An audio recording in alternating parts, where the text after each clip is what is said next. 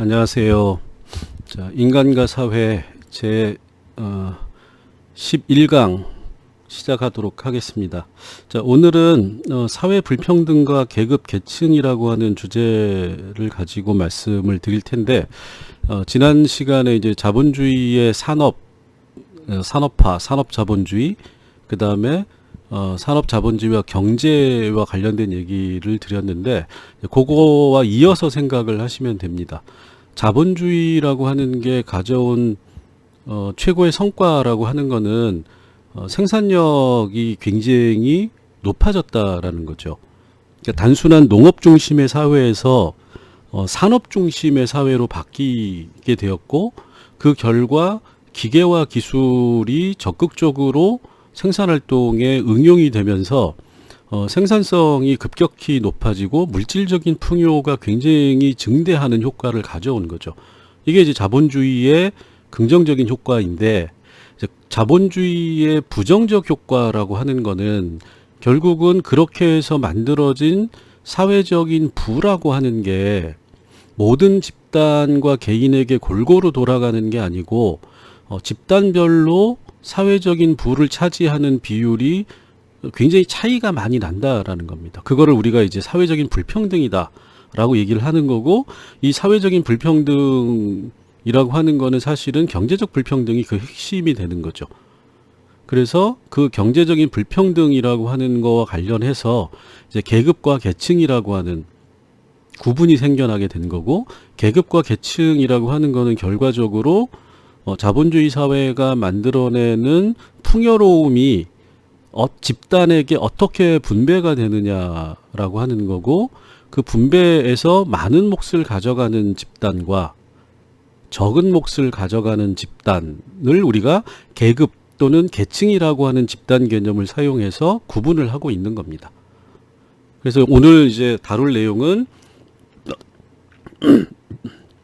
죄송합니다. 그런 측면에서 사회적인 불평등의 양상이라고 하는 거와 사회적 불평등이 어떤 원인에서 나타나게 된 거고, 그런 사회적인 불평등의 원인이 현대 산업사회를 살고 있는, 자본주의 산업사회를 살고 있는 집단에게, 그리고 그 집단 속에 있는 개인에게 어떤 영향을 미치고 있느냐, 이런 거를 가지고 말씀을 드리도록 하겠습니다. 자, 여기 이제 보시면 그래서 우리가 지난 시간에 얘기했던 자본주의, 특히 이제 이 산업자본주의라고 우리가 얘기를 하죠. 그리고 이제 요새는 이 산업자본주의를 정보자본주의라고도 얘기를 하고, 또는 정보자본주의라는 말 대신 여기까지는 아니더라도 이제 금융자본주의, 산업 중에서도 금융이라고 하는 게 중심이 되는 자본주의다, 이렇게 얘기를 하지만, 포괄적으로 우리가 이제 정보산업, 금융산업이라고 우리가 이해를 하면 결국은 현대 자본주의는 이 산업자본주의라고 하는 특징을 가지고 있는 건데, 자, 여기 이 캐피탈리즘이라고 하는 게 결국은 여기 뭐라고 써 있나요? 빈곤과 inequality, 불평등을 만들어낸다. 즉 불평등의 원인이 된다라는 겁니다. 자, 1776년이라고 하는 거는 산업혁명이라고 하는 거를 얘기를 하는 거죠. 여기 이제 코카콜라의 로고를 이제 빗대 가지고 이렇게 자본주의를 이제 비판을 하고 있는 거죠. 자, 그러면 도대체 자본주의라고 하는 거는 여기 이제 이 자유시장을 우리가 자유시장 경제를 얘기를 하는 거잖아요. 이게 가지고 있는 불평등과 빈곤이라고 하는 문제는 어떻게 드러나느냐. 이거 그림으로 보시면 이렇게 되는 거죠. 여기는 많은 굉장히 부유한 고급 주택들이 있어요. 길 하나를 사이에 두고 고급 주택가와, 이쪽은 뭐죠? 집이 없어요. 무주택이죠. 여기 이제 천막입니다. 그리고 많은 사람들이 있어요. 요거를 의도적으로 가져온 건 아닌데, 우리나라에서도 지금 뭐가 문제인 거죠? 집이 없어, 살 곳이 없어서 주거의 문제가 심각한 사회 문제가 되고 있는 거잖아요. 사회 문제라고 하는 거는 사회 불평등의 문제다. 이렇게 얘기를 하는 거죠. 그러니까 한쪽에서는 집이 너무 고급 주택들이 많고 굉장히 쾌적한 환경에서 살아가는데 다른 한쪽에서는 집이 없어서 많은 사람들이 노숙을 한다. 쉽게 얘기하면. 그리고 심지어 이쪽에서는 빈집이 많이 있다라는 겁니다. 자, 지금 우리나라도 똑같은 현상이 발생을 하고 있는 거죠. 이렇게 막 명확하게 드러나지는 않지만 한편에서는 주택 보급률은 주택 수하고 주민 가구 수를 따져보면 100%가 넘었다라는 거예요. 그러니까 이 말은 뭐죠? 가구 수 대비 주택 수는 1대1로 계산하면 주택이 더 많다. 그런데 실제로는 집이 없는 무주택자가 넘쳐난다라는 겁니다. 자, 왜 그러죠? 집이 없는 사람들은 한편에서 한 사람이 집을 한 채만 갖는 게 아니라 두 채, 세 채, 100개, 500개, 1000개, 뭐 심지어 얼마 전 신문에서 뭐 3000채인가요? 많이 가지고 있는 사람이 이렇게 집을 소유를 하고 있다라는 겁니다.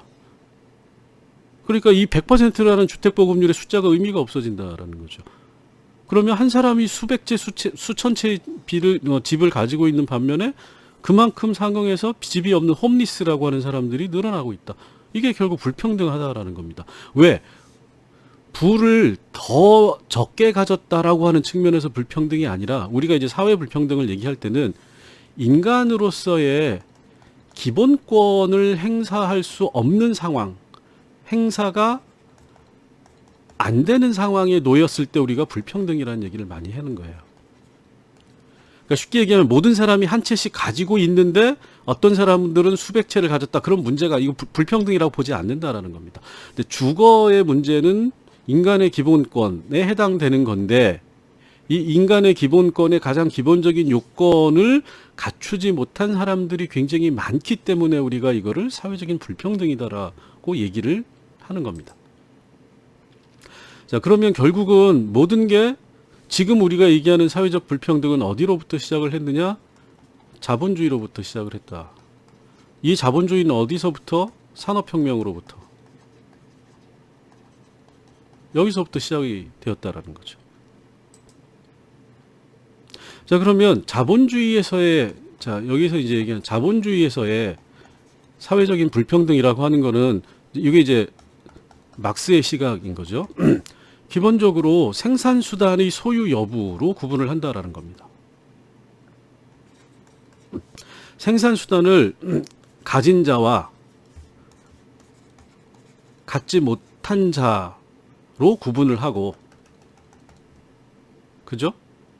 생산수단을 갖지 못한 사람은, 자, 생산수단을 가진 사람은 뭐죠? 자본을 소유한 게 되는 거고, 생산수단을 갖지 못한 사람은 노동력을 판매해서 이 자본에 종속이 돼서 임금을 받아서 생활을 하는 노동자가 되는 거죠. 이거는 자본가가 되는 거고. 그리고 자본의 대리 역할을 수행하는 걸 우리가 경영자라고 얘기를 하는 거죠. 이건 이제 소유의 측면에서 얘기를 하는 거니까. 자, 그럼 사회 집단이 두 개로 노동자 계급, 자본과 계급으로 구분이 된다.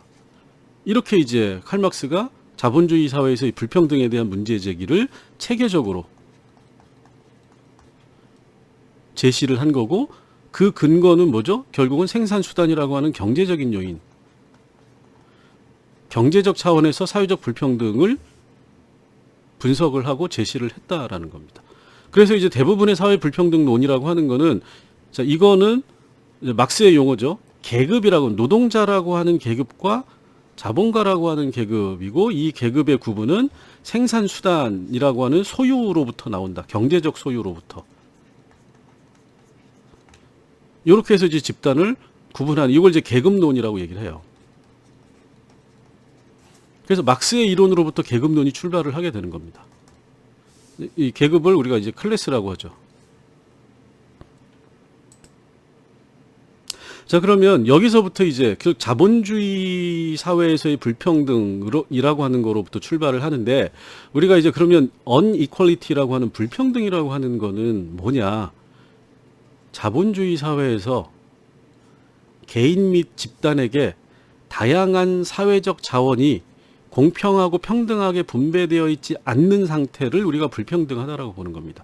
자, 그러면 여기서는 이제 자본주의라고 했는데, 중세 봉건주의 사회에서도 당연히 불평등이 존재하겠죠. 불평등은 모든 사회에 존재한다라는 겁니다. 다만 어떤 차이가 있느냐? 존재하는 방식의 차이가 있다.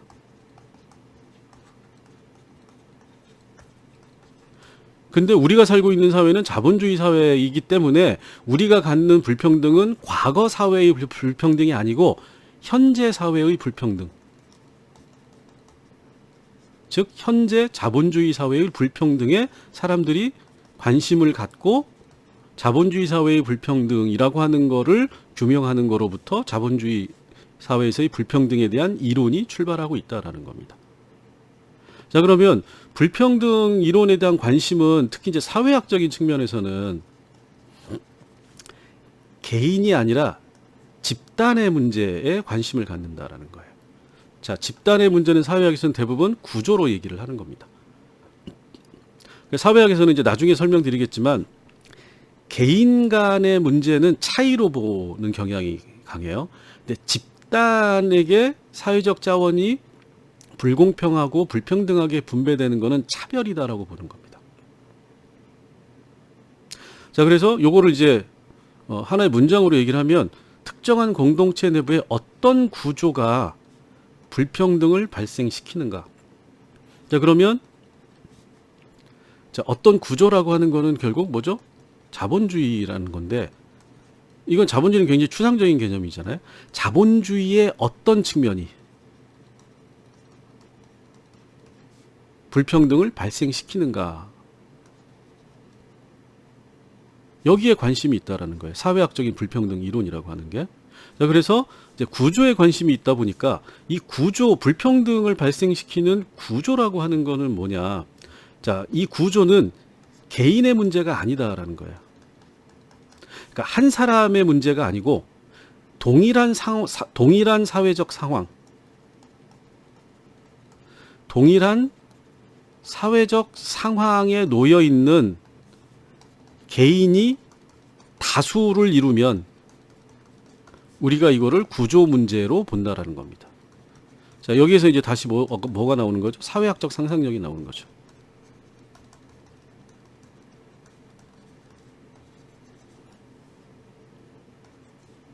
자, 사회학적 상상력은 구조의 측면에서 특정한 사회 문제를 바라본다라고 얘기를 했던 거잖아요. 자, 그래서 개인의 문제가 아니라 개인이 자신의 소망이나 욕구나 의지를 통해서 어떤 차이가 발생하는 게 아니라 특정한 사회, 집단, 조직의 작동 원리라고 하는 또는 구조화된 사회적 관계에 의해서 차이가 발생하는 것, 이거를 우리는 차별로 본다라는 겁니다. 그리고 이런 구조가 작동해서 수직적인 상하 관계가 형성이 된다. 이게 이제 소위 말하는 집단 간 차별이 발생한다라고 보는 거예요. 자, 그래서 이 구조, 불평등을 유발시키는 구조의 유형 또는 범주를 일반적으로 계급이라고 하는 또는 계층이라고 하는, 이 계급은 클래스라고 하는 거고, 계층은 스트라티피케이션이라고 우리가 이제 얘기를 합니다. 그리고 또는 범주로 이 계급과 계층, 요건 이제 주로 나중에 설명을 드리겠지만 경제적, 사회적, 정치적인 측면에서 얘기를 하는 거고, 이제 우리가 범주라고 하는 구분으로 성별이나 지역이나 인종이라고 하는 여러 가지 범주 내에서 집단 간 차별의 문제가 어떻게 발생시키느냐, 요거를 이제 불평등이다라고 보는 거죠. 이게 이제 불평등, 사회학에서 바라보는 불평등 이론의 접근이라고 이라고 보시면 됩니다. 자, 그러면 계급과 우리가 이제 앞에서 계층을 얘기를 했는데 클래스라고 하는 거와 스트러티피케이션이라고 하는 거를 어떻게 사회학에서는 구분을 하느냐. 사회 이동, 소셜 모빌리티를 사회적인 이동 가능성으로 보는 거예요. 자, 사회 이동이라고 하는 거를 그러면 어떤 측면에서 이걸 가지고 구분을 하느냐.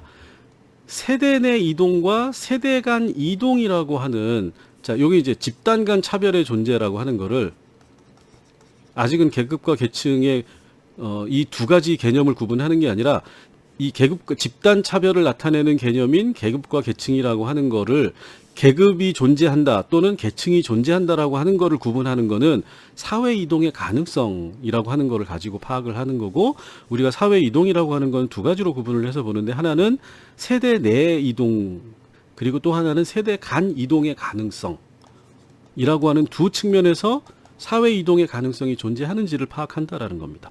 자, 그럼 세대 이동, 세대 내 이동은 뭐냐면 동일한 세대 내에서 내가 출생해가지고 개인이 사망할 때까지 특정한 어떤 하나의 사회적인 상태에 놓여져 있는데, 이 사회적인 상태가 다른 상태로 변화할 수 있느냐, 이걸 세대 내 이동이라고 얘기를 하는 겁니다. 그러니까 내가 변하는 거예요. 내가. 나죠, 나. 그러니까 내가 가난한 집에서 태어났는데 내가 노력을 하거나 내가 뭘 어떤 행위를 하면 부자가 될 수 있느냐라는 겁니다. 내가 노동자로, 아버지가 노동자인데, 자, 노동자 집안에서 태어났는데 내가 나중에 사장이 될 수 있느냐라는 겁니다. 또는 장관이 될 수 있느냐. 이걸 세대 내 이동이라고 보는 거예요.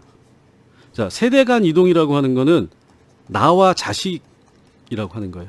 내가 가난한데 내 자식은 부자가 될 수 있느냐. 이걸 우리가 세대 간 이동이라고 보는 겁니다. 나는 노동자인데 내 자식은 판사가 될 수 있느냐. 자, 이거 이제 개천에서 용났다고 보는 거죠. 개천에서 용이 날 수 있느냐. 이게 이제 세대 간 이동인 겁니다. 그래서 세대 내 이동도 가능하고 세대 간 이동도 가능하다. 그러면 우리가 이거를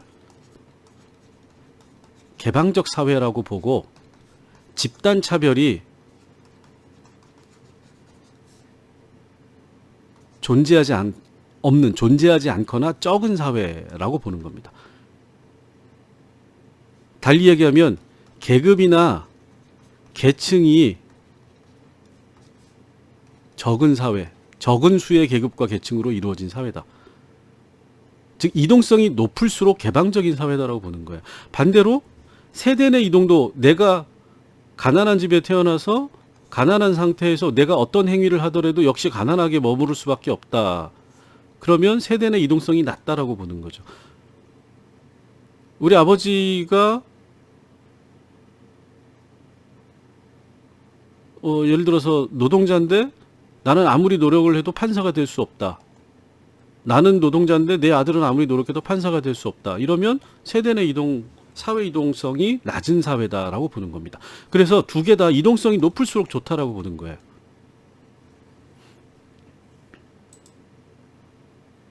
자, 그러면 이 사회 불평등이라고 하는 거는 아까 말씀드렸듯이 자본주의 사회에만 존재하는 게 아니라 모든 사회에 존재한다라는 겁니다. 역사성이라고 하는 거는, 사회 불평등이라고 하는 거는 모든 사회에 존재하지만 역사적으로 형태가 다르다.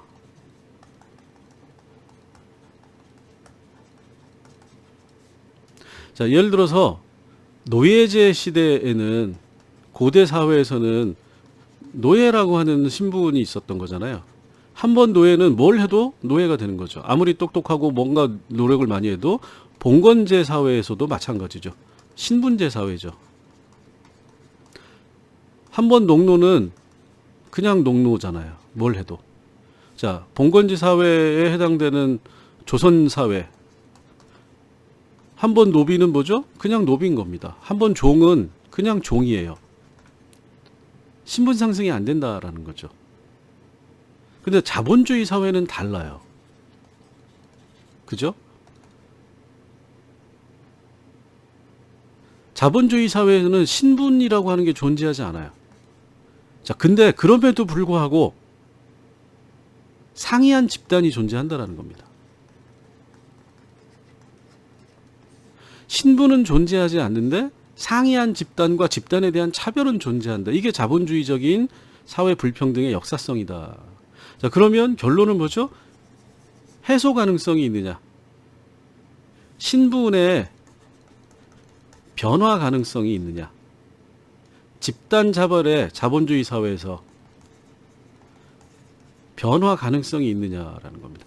해소 가능성이 지금 당장은 집단적 차별이 존재하지만 내가 이거를 또는 우리 자식 경우에는 사회적 이동을 통해 가지고 다른 방식으로의 변화 가능성이 높다라고 하면 해소 가능성이 높은 거죠. 그래서 우리가 사회 불평등을 얘기할 때는 보편성이라고 하는 것을 전제를 하고 모든 사회에는 불평등이라고 하는 게 존재할 수밖에 없다. 그렇다면 현재 존재하는 불평등의 현상은 뭐냐라고 하는 것을 이제 보게 되는 겁니다. 그리고 이 현상이 어떻게 제도적으로, 문화적으로 해소 가능하느냐라고 하는 가능성, 또는 해소시키려면 정책적으로, 제도적으로, 문화적으로 어떻게 해야 되느냐, how, 여기에 관심을 갖는 거죠. 자, 그래서 여기 how에는 아까 말씀드린 현재의 사회 제도 내에서, 현 사회 제도 내에서 무언가를 바꾸면 해소 가능하다라고 보는 입장이 있고, 현재의 사회 제도 내에서는 해소 가능성이 없다. 그럼 뭐죠? 혁명을 얘기하는 거죠. 이렇게 얘기를 하는 겁니다. 자, 그러면 아까 이제 앞에서 얘기했던 계층이라고 하는 거는 현재의 사회 제도 내에서 해소 가능성이 있다라고 보는 거예요. 자, 계급이라고 하는 거는, 계급론을 얘기하는 사람들은 현재의 사회 제도 내에서는 해소 가능성이 없다. 그래서 뭐죠? 사회혁명을 얘기를 하는 겁니다. 완전히 다른 시스템으로 가야 된다. 그래서 이거를 우리가 계층론이라고 얘기를 하고, 이거를 계급론이라고 얘기를 하는 겁니다. 그리고 이 계급론은 아까 말씀드렸듯이 칼막스로부터 시작이 됐고, 많은 좌파와 진보학자들이 이로 관점을 따르고 있는 거고, 계층론이라고 하는 거는 막스 베버로부터 시작이 돼서 굉장히 많은 사람들이 이 계층론적 관점을 또 가지고 있어요. 우파에 해당되는 보수적인 사람들이. 자, 이 계급론이라고 하는 건 혁명을 얘기하지만, 이 혁명이 여러분들이 착각을 하시면 안 되는 게 폭력혁명만을 얘기를 하는 게 아니에요. 혁명이라고 하는 거는 우리가 폭력을 전제하는 게 아니라 사회 구조의 급격한 변화를 의미하는 겁니다. 단순히. 이 급격한 변화가 어떻게 올 수 있느냐, 뭐 폭력적으로 올 수도 있지만 제도적으로 올 수도 있다라는 거예요. 자, 여기서 이제 여기까지 얘기를 하고, 자, 그러면 불평등 이론이라고 하는 거는 전형적으로 앞에서 말씀드렸듯이 칼막스의 계급론이라고 하는 관점 플러스 막스 베버의 계층론이라고 하는 관점이라고 하는, 즉 공동체 구조에 대한 문제였는데, 이 불평등 이론이 이제 현대 이론으로 오면, 현대 사회학 이론으로 오면 좀 새로운 관점으로 바뀐다라는 거예요. 이건 뭐냐면 구조 중심에서 행위 중심으로 바뀐다라는 겁니다. 불평등 이론이. 자, 그래서 구조 중심 이론에 대한 비판이 어떻게 되냐면 포섭의 논리, 즉 구조가 개인을 지배하기 때문에, 그러니까 환원주의적인 관점에 머물러 있다. 자, 환원주의라고 하는 거는 모든 거를 하나의 원인으로 돌린다라는 거예요. 자, 누가 범죄를 저지르면 개인이 어떤 개인의 성격이나 개인의 행위나 이런 거를 고려하지 않고 모든 게 구조의 문제다, 얘는 죄가 없어, 이렇게 보는 게 구조의 환원주의적인 관점이죠. 자, 그 다음에 이 수평적 분화라고 하는 거를 구조 중심에서는 인정하지 않고, 구조 중심에서는 뭐냐면 수직적 관계로만 본다는 거예요. 위와 아래로.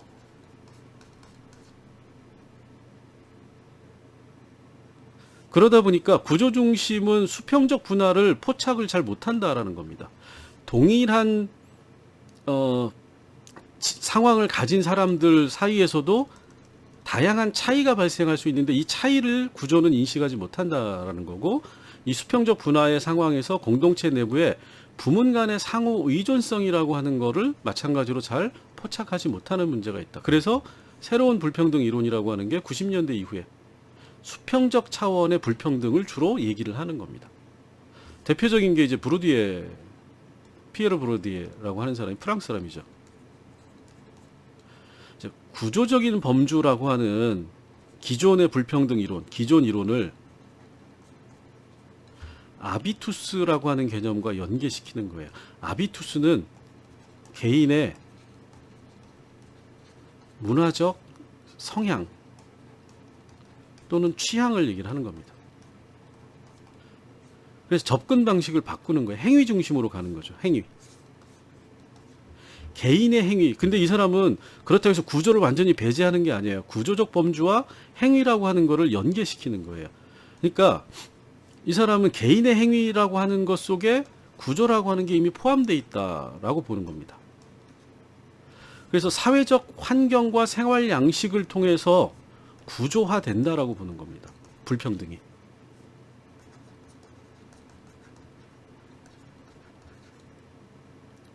자,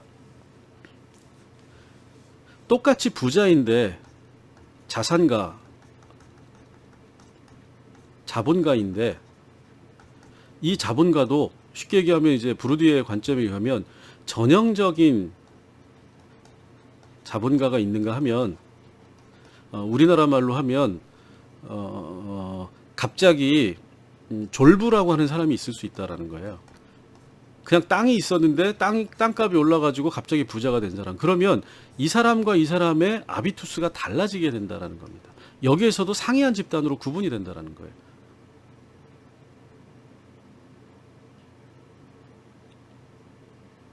자, 수평적인 측면에서도 이 동일한 집단 내부에서도 불평등이라고 하는 게 존재할 수 있다라고 하는, 불평등이 어떻게 보면 이제 기존 이론을 확장시키는 방향으로 이제 불평등 이론이 이제 변화해 왔다. 이렇게 이제 이해를 하시면 되고, 그래서 여기서는 이제 이 새로운 불평등 이론에서의 핵심이 이제 이 브루디웨라고 하는 사람이 얘기한 아비투스, 개인의 문화적 취향이라고 하는 게 어떻게 구조와 관련돼 있느냐. 이게 이미 개인의 문화적 취향은 개인적 행위이고 이 개인적 행위는 이미 구조라고 하는 특징을 그 속에 가지고 있는 거다. 그래서 여기서부터 이제 이 브루디에가 문화자본이라고 하는 얘기를 하게 되는 겁니다.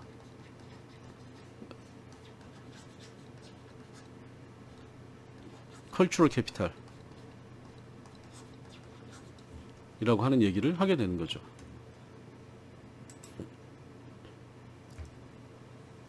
자, 여기 이제 그 브루디에라고 하는 사람이 사회라고 하는 거는 사회적인 공간이고, 이 사회적인 공간은 지위라고 하는 게 이 수평적 불평등에서 굉장히 중요한 의미를 갖는다. 그리고 이 사회적 지위의 공간은 그러니까 동일한 집단 내부에 또 다른 불평등이 존재한다. 이렇게 이해를 하시면 돼요. 그러니까 요거는 뭐죠? 집단 간 불평등은 이미 존재하고 있는 겁니다.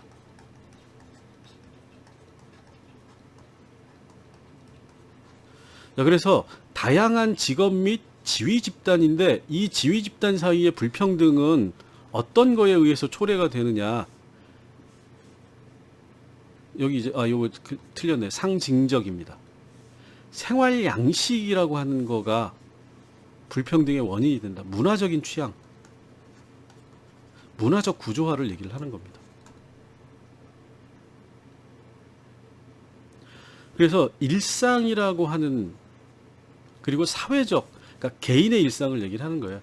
개인은 자기의 일상을 미시적인 행위를 통해서 어떻게 하죠? 학습을 해가는 겁니다. 상호작용을 통해서.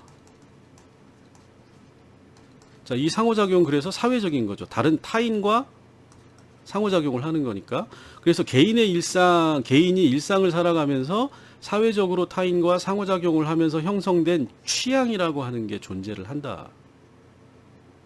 그리고 이 시대적인 맥락, 구조라고 하는, 환경이라고 하는 게 있는데 이 속에서 개인의 행위 방식으로 고정화된다라는 거예요. 자, 그러면 이 행위 방식의 고정화는 고전적인 자본가의 행위 방식하고 졸부의 행위 방식은 다르다. 자, 이 사람들은 조금 이제 극단적으로 예시를 하기 위해서 말씀을 드리면, 예전부터 돈이 많았고 또 그 돈을 굉장히 사회적으로 고상하게 소비하는 방식으로 일상을 살아오기 때문에, 자, 클래식을 듣고 전에도 한번 이런 얘기 드린 것 같은데, 양식집에 가서 12개의 포크와 12개의 나이프를 가지고 스테이크를 썰 수 있고, 우아하게 홍차에 밀크를 섞어가지고 차를 마시고, 뭐 이런 것들이 문화적인 취향이 된다라는 거죠. 집단적 취향이 된다라는 거예요. 고전적인 자본가들의 집단적 행위 양식. 근데 이 사람들은 그런 행위 양식을 사용하지 못한다. 자, 그러면 어떻게 되죠? 서로 상이한 문화 자본을 갖게 된다. 문화 자본이 달라지게 되는 거고, 자, 그러면 이 사람들은 서로 상이한 지위를 가진 집단으로 동일한 집단 내에서, 자본가 집단이라고 하는 내부에서 구분되는 집단이 돼버린다라는 겁니다. 그리고 이게 사회적인 부의 상이한 경제적 자원의 불평등한 분배로 이어진다.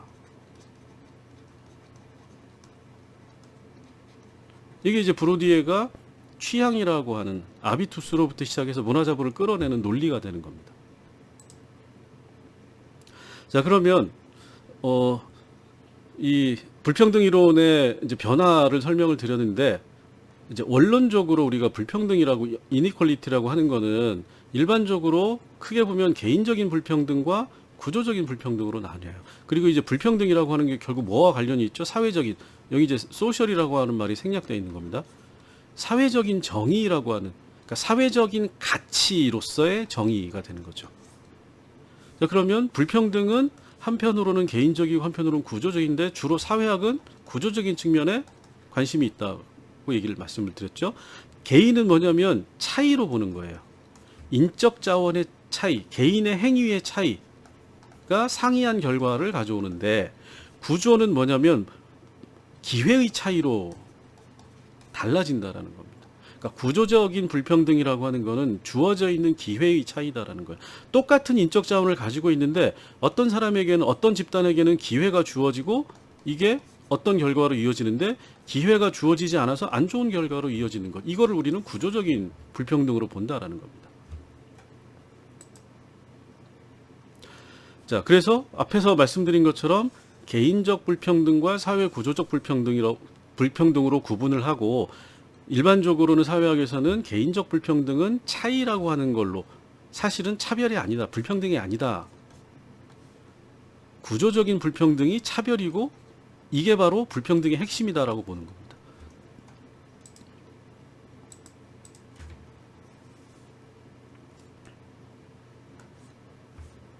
네. 자, 그러면 불평등이라고 하는 거는 사회적 자원을 할당을 하는데, 이 할당에 있어서 집단 간 차별이 발생하는 거다라고 이제 말씀을 드린 거잖아요. 그럼 이 사회적 자원은, 이게 이제 큰 광의의 개념인데, 크게 보면 경제적 자원, 이게 부가 되는 거죠. 예시를 들어드리면, 그 다음에 사회적 자원, 지위가 있는 겁니다. 그 다음에 정치적 자원, 이제 권력의 문제가 있죠. 요 세 가지로 우리가 구분을 해요.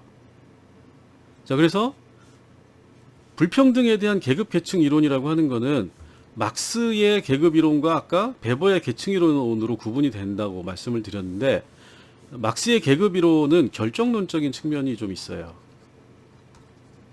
이건 무슨 얘기냐면, 막스의 계급 이론은 사회적 자원의 분포에서 불평등의 원인을,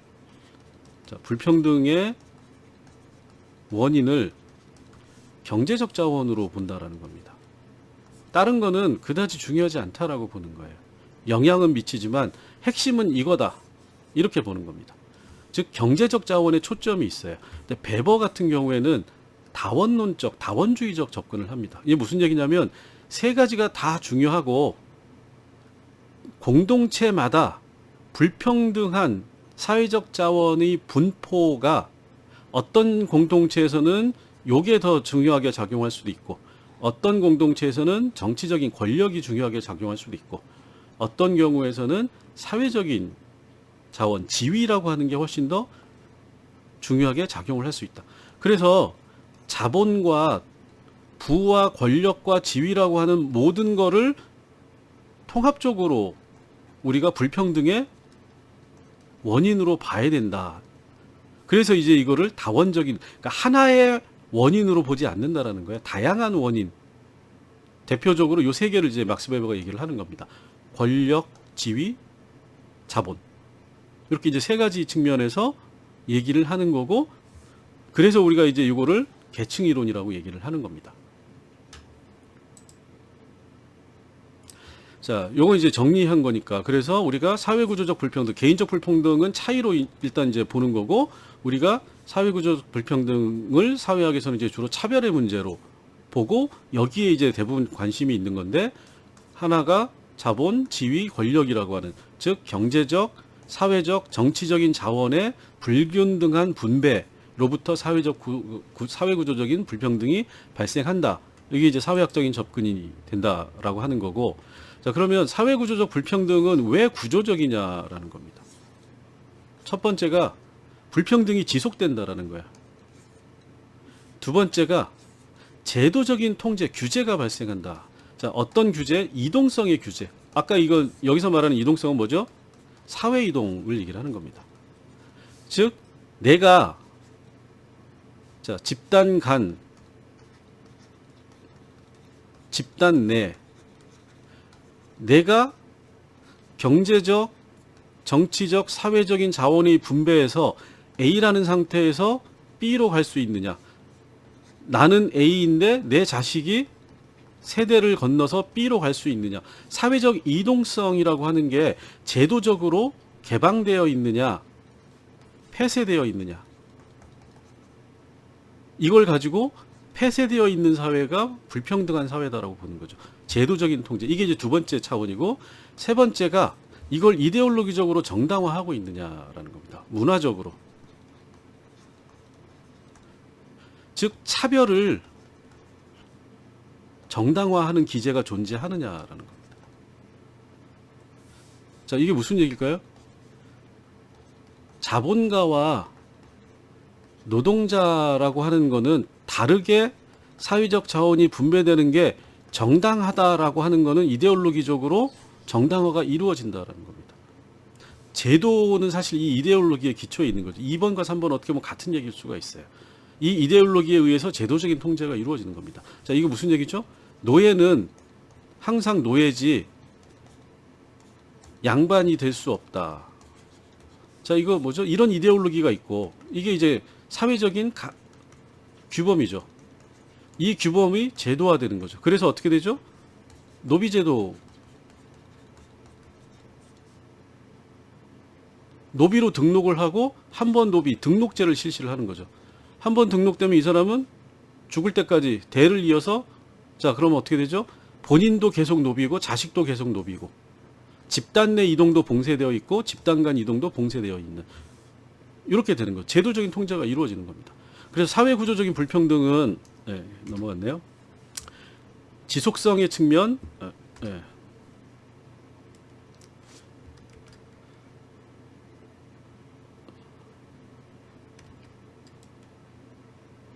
네, 지속성의 측면, 제도적인 측면, 이데올로기적인 측면에서 지속적으로 유지가 되고, 불평등이, 집단 간 차별이 제도적인 통제 기제, 규제가 이루어지고 있고, 이동성의 규제, 이데올로기적인 정당화, 사회문화적인 차별의 정당화가 이루어지면 사회구조적인 불평등이 존재한다라고 사회학에서는 얘기를 하고 있는 겁니다. 자, 집단 간 차별은 결국, 그래서 우리가 이제 현 정부에서 얘기 많이 하죠. 기회에서의 차별이 있느냐. 다른 말로 하면 기회와 과정과 절차의 공정성, 다른 말로 하면 저스티스를 얘기를 하는 거죠. 요 세 가지가 집단 간 차별을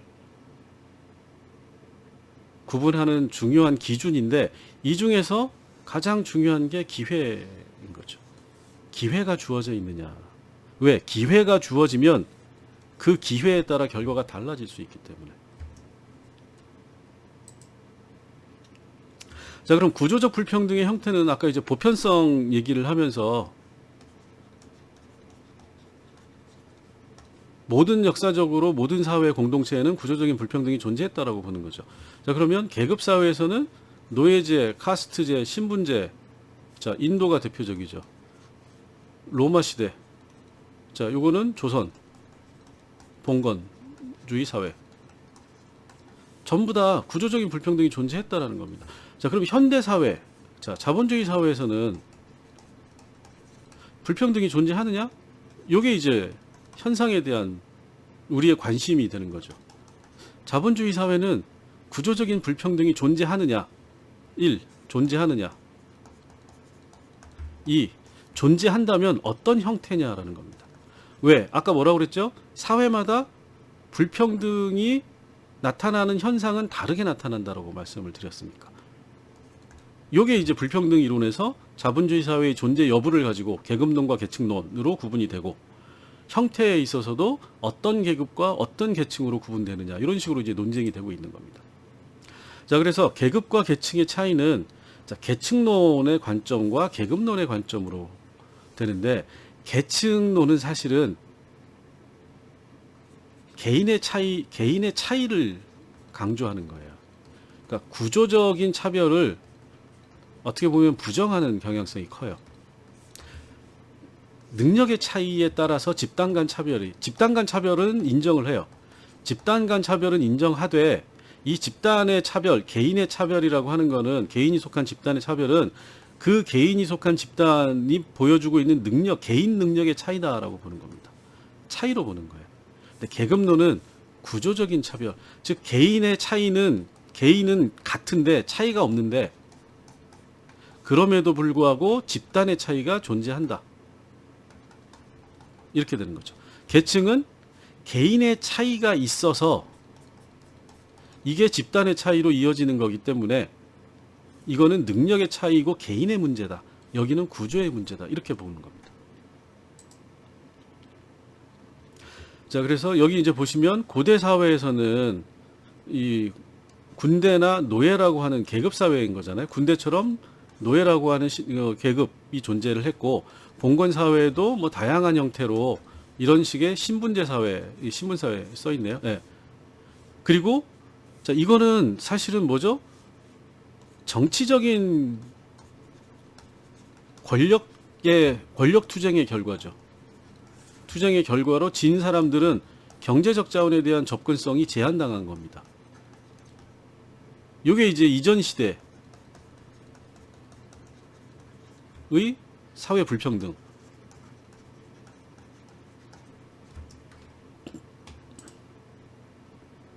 자, 그러면 공통점은 뭐냐면, 결과적으로, 이것도 공통점. 결과적으로 지배 집단이 경제적 자원을 독점한다라는 거야. 이제 이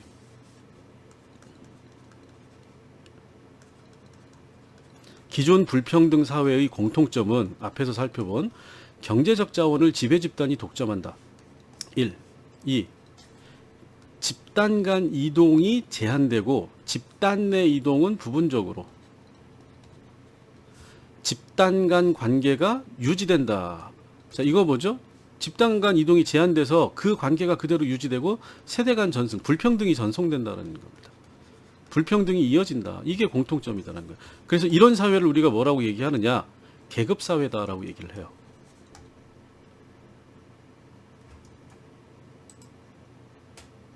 자, 그러면 우리가 이제 현대 사회를 우리가 자본주의로 얘기를 하니까, 자본주의 사회는 불평등한 사회냐, 이렇게 질문을 던진 거잖아요.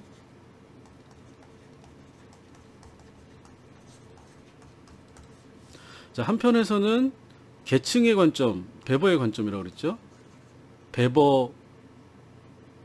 베버주의자라고 합시다. 베버를 포함해서. 베버가 사실 이거에 대해서 직접적으로 얘기한 건 그렇게 많지 않기 때문에, 자, 여기는 막스주의자, 이렇게 얘기를 할게요.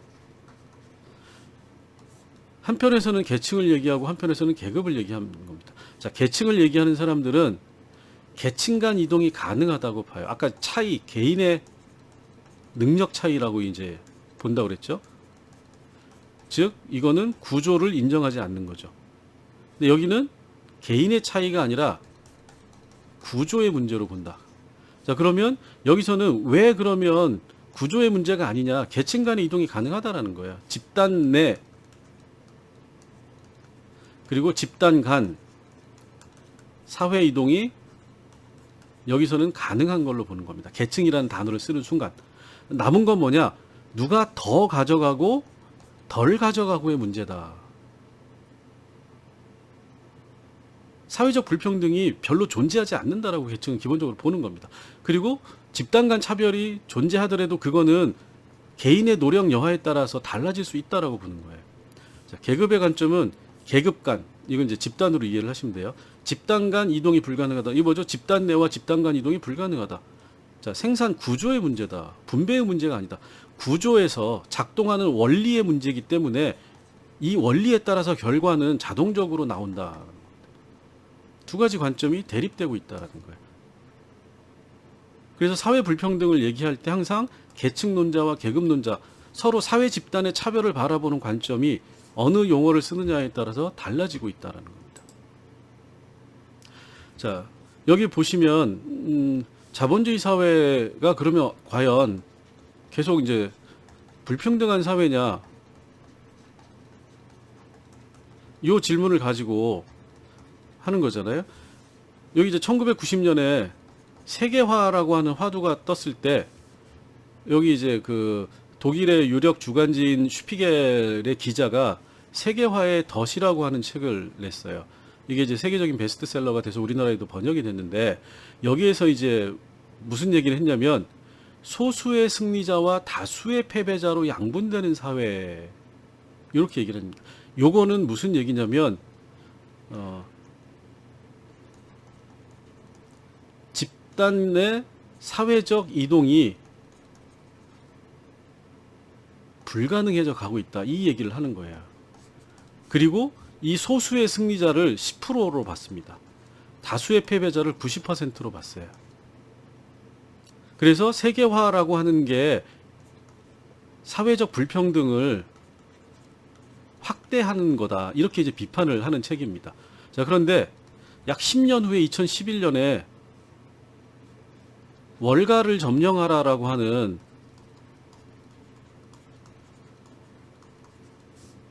미국의 사회운동이 대규모로 발생을 했어요. 이거 여러분들이 뭐 들어보셨을지 모르겠는데, 그래서 이 사람들이 주장한 게 이제 월가를 점령하라 하면서 얘기한 게 뭐냐면 우리가 99%다. 이게 이제 결국 월가라고 하는 거는 금융자본주의를 비판을 하는 겁니다. 자, 우리가 99%는 다수의 패배자, 그러니까 have not이 99%다. 그럼 뭐죠? 1%가 가진 자들이다라는 겁니다. 이 정도로 사회의 양극화가 심해졌다, 세계화 이후에. 자, 그럼 이 99%는 사회 이동의 가능성이 극도로 제한됐다라는 겁니다. 그렇기 때문에 이 시스템을 바꿔야 된다. 그리고 이거를 전부 다 금융자본이 이런 농간을 부렸다, 이렇게 이제 얘기를 하는 거예요. 그 다음에 이제 2014년도에 이 프랑스 사람이죠. 프랑스의 경제학자인 토마 피케티라고 하는 사람이 21세기 자본이라고 하는 거를 이제 책을 썼죠. 10년간 연구를 해가지고. 근데 부제가 뭐냐면 자본소득과 노동소득의 불평등이라고 하는 겁니다.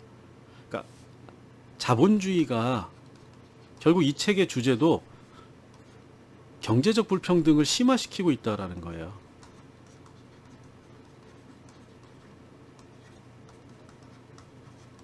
자, 자본소득이라고 하는 거는 결국 자본을 가진 사람들이 벌어들이는 소득을 얘기를 하는 거고, 노동소득은 자본을 갖지 못한, 이게 이제 have, 가진 자고, 이게 소위 말하는 갖지 못한 자인데, 자본주의가 발전을 하고 성장할수록 자본의 소득 증대율은 높아져 가는데 노동소득의 증대율은 낮아져 가고 있다라는 얘기를 이 책에서 하는 겁니다. 굉장히 간단한 얘기를 복잡하게 이제 논증을 한 책이에요. 자, 그럼 결론이 뭐죠? 세계화 이후에 1990년대 이후 지속적으로 자본주의 내에서의 사회적인 불평등, 특히 경제적인 불평등은 심화되어 가고 있다. 자, 그러면 불평등이라는 현상이 존재한다라고 하는 건 이제 대부분 동의 가능하다라는 거죠. 그럼 이제 두 번째 질문은 뭐죠?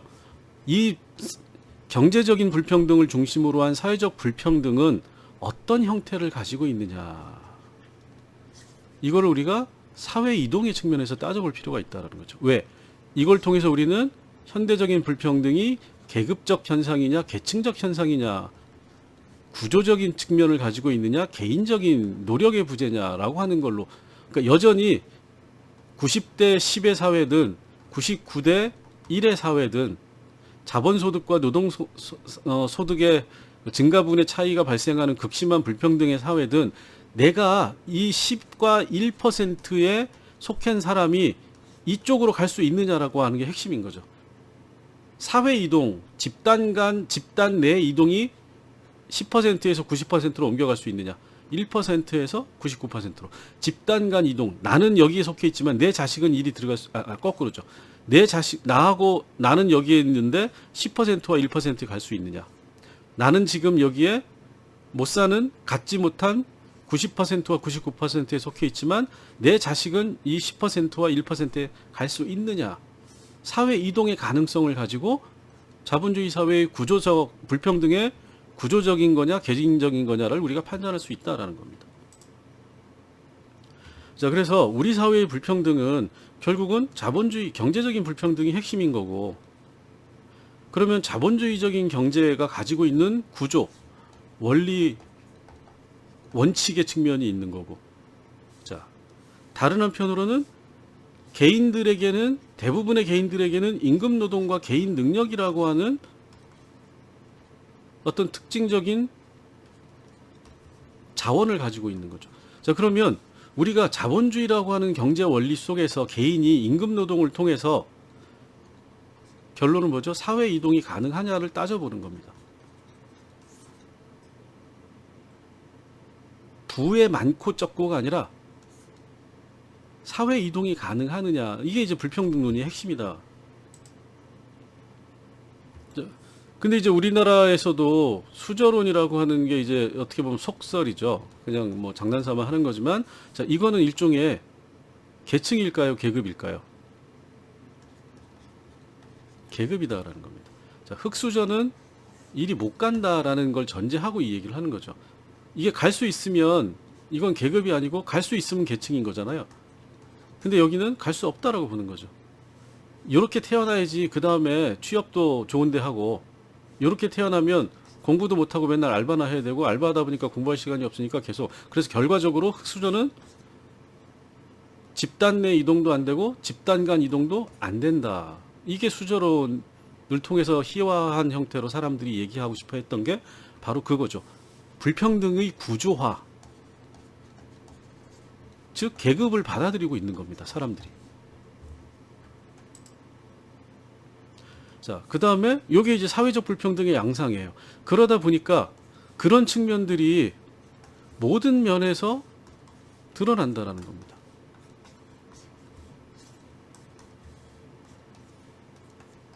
이렇게 사회적 자원의 다양한 측면에서, 모든 측면에서 대부분을 가진 사람들과 갖지 못한 사람들로 한국 사회가 점점 더 양극화되고 있는, 달리 얘기하면 사회적 불평등의 확대, 심화라고 하는, 자, 그럼 어떻게 되죠? 사회적 갈등으로 이게 발현될 수밖에 없는 거죠. 나타날 수밖에 없다라는 겁니다.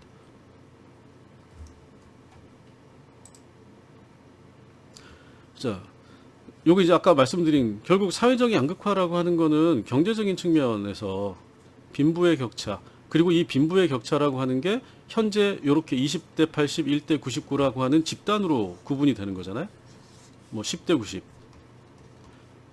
자, 그러면 여기에 90%, 80%에 해당되는 비정규직 실업자를 대표적으로 써놨지만 중소기업 노동자, 영세 자영업자, 자, 이런 사람들이 구조적으로 일이 이동할 수 있느냐라고 하는 거를 우리가 한국 사회에 대해서 따져봐야 된다. 제가 결론은 얘기하지 않을게요. 자, 그러면 계급인가 계층인가를 따지는 원칙은, 기본 기준은 현재의 시점에서, 자, 1990년대, 2000년대, 2010년, 네, 2020년대. 자, 사회는 계속 바뀌어가는 거니까 2030년에는 또 다른 한국 사회가 되어 있을 수 있는 거죠. 어떤 사회가 될지는 우리가 이제 만들어가는 거기 때문에 모르지만, 자, 그렇다면 현재의 시점에서 사회적 자원, 자본, 지위, 권력에 대한 접근 가능성이라고 하는 데에서 한국 사회는, 또는 특정 사회는 집단 간의 차이가 존재하느냐, 집단 간의 차이 또는 차별이라고 하는 게 존재하느냐. 그 다음에 이제 이게 1번이죠. 두 번째는 이 차이가 존재했을 때 특정 집단에서 다른 집단으로의 이동이 제도적으로는 가능하지만, 3. 실제로는 집단 간 이동이 그다지 발생하지 않는 경우에 우리는 이거를 계층이라고 할 수 있느냐, 아니면 계급이라고 해야 되느냐. 이건 여러분들이 한번 생각을 해보세요. 자, 이론적으로는 누구나 노력을 하고 성실하게 노동을 하고 열심히 저축을 하면 가난한 사람이, 자, 경제적 측면에서 얘기를 하는 겁니다. 부자가 될 수 있고, 누구나 법전원에 가서 판사가 될 수 있고, 이렇게 이게 가능하느냐라는 거예요. 제도적으로는 가능하죠. 자, 그런데 제도적으로는 가능한데 실제로는 이런 사례가 굉장히 드물다. 자, 그러면 제도적으로 가능한 게 의미가 없다라는 거죠. 그럼 한국 사회를 놓고 여러분들이 한국 사회가 계급 사회냐 계층 사회냐를 따져볼 때는 이걸 한번 따져봐야 된다는 겁니다. 즉 제도가 존재하느냐? 근데 이거 대부분의 사회가 아주 비민주적인 사회가 아닌 경우에는, 대부분 자본주의 사회는 경제적으로 자본주의, 정치적으로는 자유주의,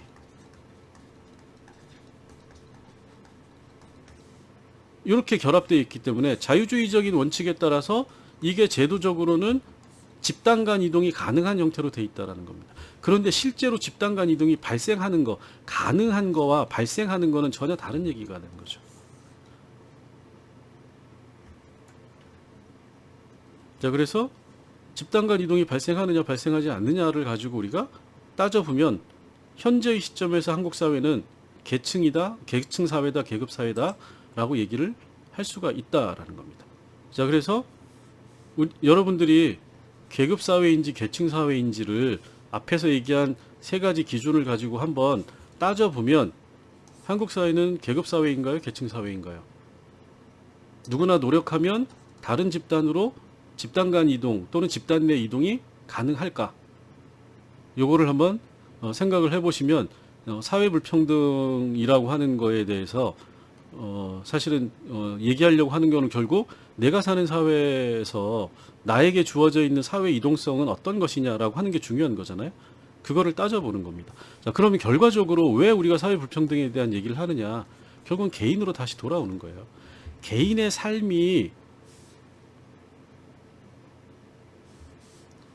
구조적인 제약이 존재한다면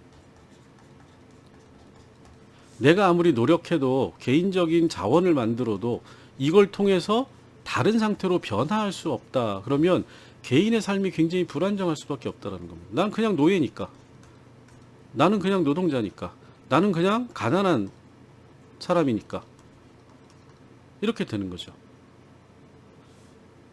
개인의 삶이 동시에 불확실해진다는 겁니다. 왜? 내가 무엇을 하면, 자, 이렇게 되는 거죠. 내가 어떤 행위를 하면 이 행위의 결과에 따라서 내가 어떤 상태로 변화될 수 있다라고 하는 게 정해질 수가 없다라는 거예요. 왜? 타인의 사회적인 자원을 독점하고 있는 사람들의 행위 여부에 따라서 내 상태가 변화된다라는 겁니다. 종속적으로.